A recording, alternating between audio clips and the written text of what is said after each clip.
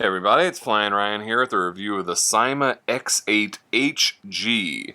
Now this is basically the same as the original X8G, which was really popular, except for now the HG has height hold, or it has altitude hold. It uses a barometer to hold its height, so you don't have to constantly manage the throttle to maintain a hover.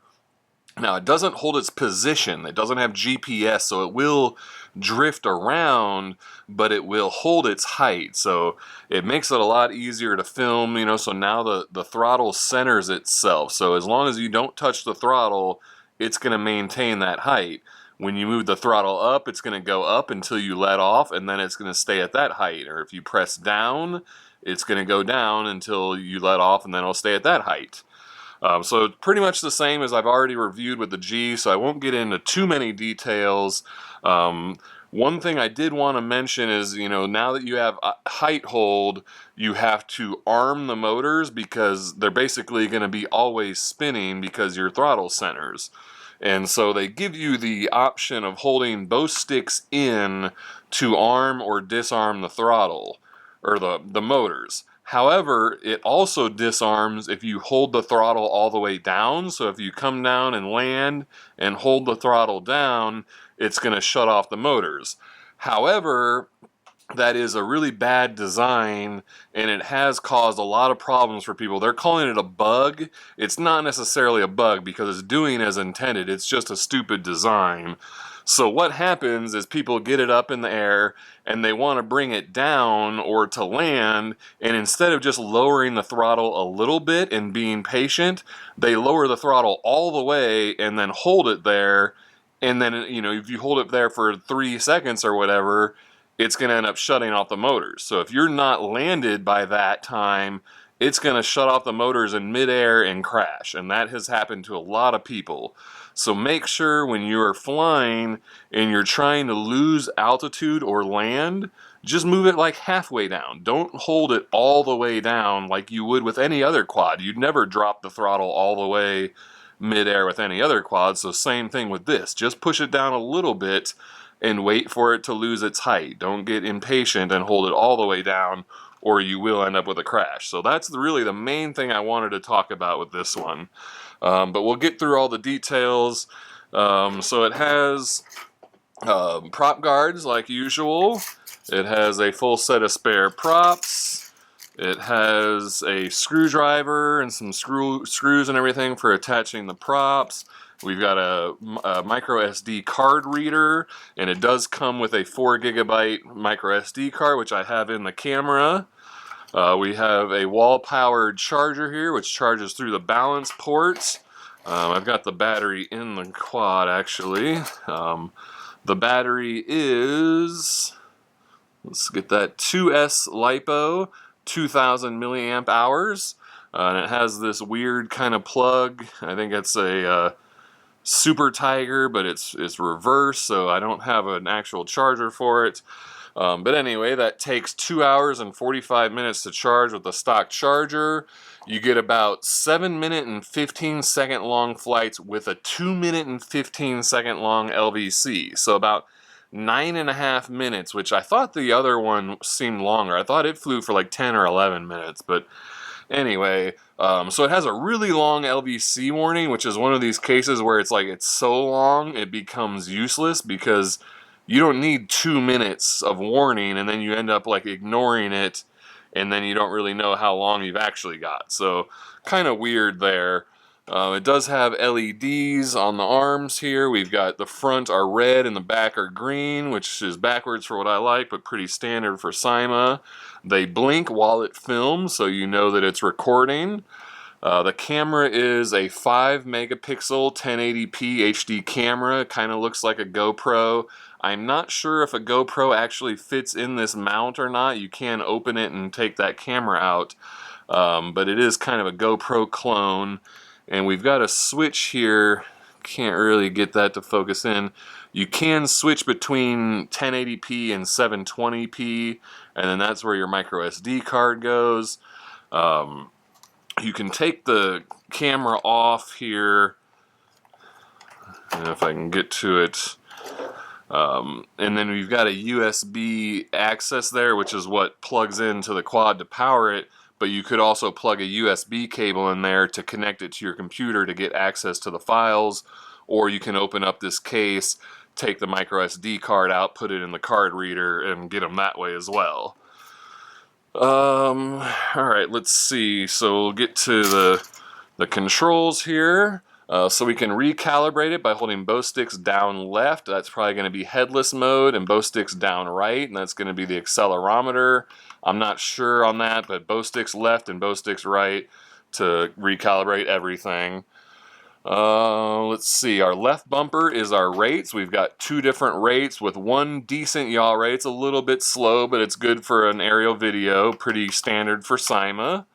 The right bumper is flip, so you press and hold that and then move the right stick in whatever direction you want to flip. If you hold the left button here, that'll turn on headless mode. Let's see, any other notes on the transmitter? Nope, that looks like that covered that. Let me go through my notes here. Talked about that. Oh, it is 619 grams, so it is well over the FAA registration limit, so you do need to be registered for this one. Oh, and to operate the camera is the throttle trim here. So you press down to start video or up to take a picture. And I think that did cover it. Let me do one more skim through my notes here. Yep, that does it. So let's go take it out for a flight. Alright, this is a flight review of the Syma X8HG. This is basically the same thing as the original X8G, except for the HG, H as in height, now it has a height hold, altitude hold. So pretty much the same otherwise, same camera and everything, same flight characteristics, but now it holds its height. So I'm not going to do, no special flying location like I did for the original. I'm just going to fly it here in front of the house. And to arm and disarm it, you hold both sticks to the inside corners. But you'll also know if I hold the throttle down, that disarms it. So a lot of people have had problems where when they're flying and they're trying to lose height, they bring the throttle all the way down and hold it there for a few seconds and it falls out of the sky. So really bad design on Syma's part. People are calling that a bug. It's not really a bug per se, it's doing what it's intended to do, it's just a stupid design. So make sure when you're losing altitude, don't drop the throttle the entire way. Bring it down just a little bit and be patient and let it lose its height instead of dropping the throttle the entire way. So we'll go ahead and give her a spin. As usual for Syma, there's only 2 rates and the yaw rate does not change, and it's fairly slow, but not too bad for a camera bird. It does do flips. You press and hold the right bumper and then move the right stick. Looks like it does some weird stuff with the altitude hold after a flip. Bring it back down, and again, I was just barely dropping the throttle to lose that height. You don't want to hold the throttle all the way down ever.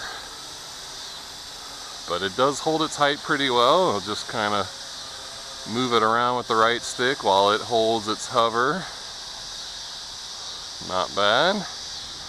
So let's go ahead and press down throttle trim, and that starts the video, and you can see there's a red LED on the camera, which you probably can't see on my hat cam, but you can see that the regular LEDs blink. I don't remember if the original did that or not, but that is a good indicator that it is filming now. So we'll go ahead and get some height. I am a little bit worried to give it too much height because of that throttle issue. I don't want to end up having to try to fight the wind and accidentally dropping the throttle and making it fall out of the sky and land on one of these cars or something. So I'm going to keep it a little bit tame. But again, it's not GPS hold, it's just altitude hold, so it's holding its height, but I'm still having to fight the wind to hold it into position there. But it is a pretty decent camera, just like the original X8G. Hard to do a pan or anything though, because the wind is pushing it around. It doesn't have GPS holding it in position or anything. Let's do a little bit more sample video. Not sure how great it's going to look because it is just a bit before dark here. It's getting a little late in the day and the sun's down on me, so I don't know if the lighting will be too great for the camera. We'll go ahead and stop it there, and the LEDs stop blinking, and now I'll just lower the throttle just a little bit and it'll start coming down. You just got to be patient. It's coming down. I'll just drop the throttle maybe, you know, halfway down between center and the bottom, and it comes down nice and safe, no problem. Doesn't cut the motor because I don't have the throttle all the way down. So that's something you want to be very aware of, because I've seen several videos now of people crashing it by holding the throttle all the way down for too long. I think they just get a little impatient trying to make it lose its height faster by dropping the throttle more, but just be patient and hold the throttle, you know, at 25% and you should be good. It is a pretty dumb decision by Syma though. That is a really bad idea to have just holding the throttle down cut the motors when you could also just, you know, hold them to the corners.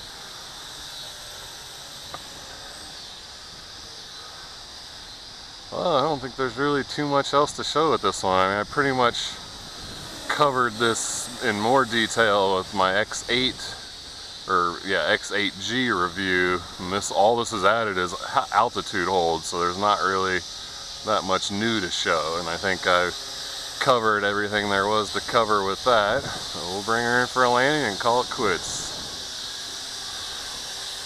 Again, I'm just holding the throttle maybe 25%. Now I can drop it all the way and hold it, and then the motor's quit. Alright, well there we go. That's the Syma X8HG, now with the altitude hold, and still's got that good 5 megapixel or 8 megapixel, I don't know, they still have mixed numbers on that, but it is a 1080p, pretty good quality HD camera as far as these entry-level toy grade or hobby grade, whatever you want to call it, models go. It's a pretty good camera. Alright, we'll check the video description for a price and purchase link. I thank you for watching, and I'll see you next time.